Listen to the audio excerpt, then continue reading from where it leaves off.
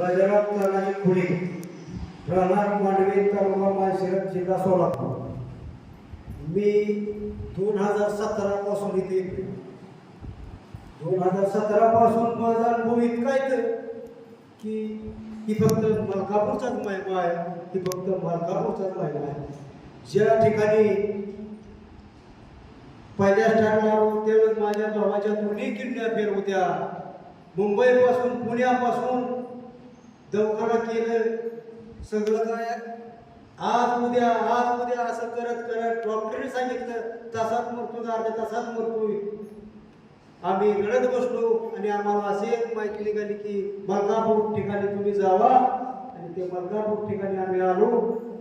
भावाला एकांना आशीर्वाद घेतला. आज जो ठणठणीत आहे ती फक्त मलकापूरचा महिमा आहे. असे बरेच अनुभव आहेत. माझ्या मुलीची निवेदन झाली त्या बाप्पाच्या आशीर्वादाने.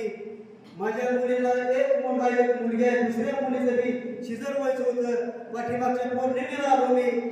या ठिकाणी बाप्पाच्या समाजाला संकल्प सोडला की माझ्या मुलीचं डॉक्टरने सांगितलं की शिजर करावं लागेल. मुलीच्या गळ्यामध्ये स्प्लेंडर होता, संकल्प सोडला आणि नुसता बाप्पाच्या फोटोचं दर्शन घेतलं तर मुलीची नॉर्मल डिलिव्हरी झाली.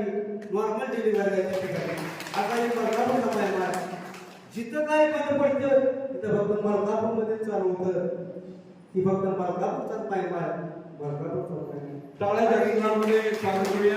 असे पाठीमागच्या पौर्णिमेच्या वेळेस मी घरकुलचा अर्थ म्हणतो. घरकुल तिथं बाप्पांना म्हणलं मला घरकुल मंजूर हो. घरकुल मंजूर झालं आणि काल परवा दिवशी आमची येणार तिथली काय भाविक भक्त होती. माझ्याकडे खरे पैसे द्या, यायला पैसे नव्हतं. माझ्या खात्यावर चेक जमा झाला.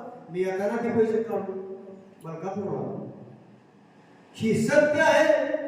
कुणी जरी म्हणलं ना की मलकापूरमध्ये असं काय, की मलकापूरमध्ये आल्यानंतरच कळतं की मलकापूरमध्ये काय. ही फक्त मलकापूरचाच महिमा. टाळ्याच्या गजरात स्वागत करूया.